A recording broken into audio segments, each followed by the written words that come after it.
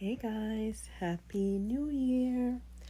So I saw a couple of posts about people talking about the new year and when the new year starts and saying that okay, today's not the new year, and of course we're following a Gregorian calendar. A lot of stuff, we're not really aware of, and then a lot of stuff like, say for instance, we take so up on ourselves some studying, and we learn a couple of things, and then if we take further studying we realize the things that we learned also may not be the official truth of what we learned.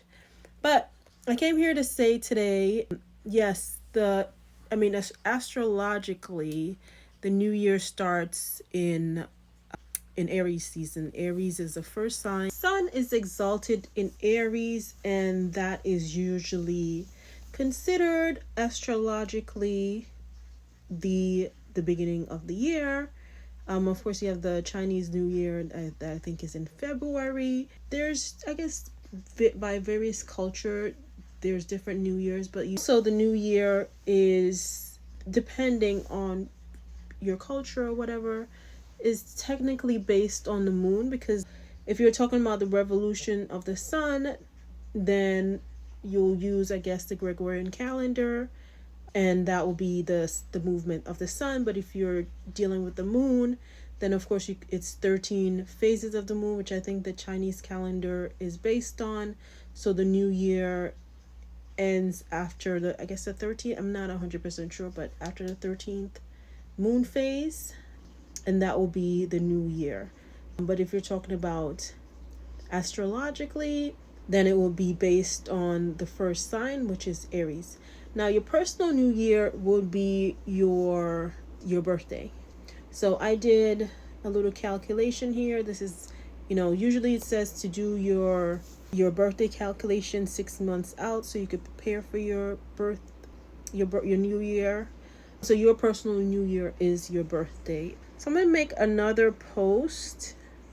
As you know, I like AstroSeek.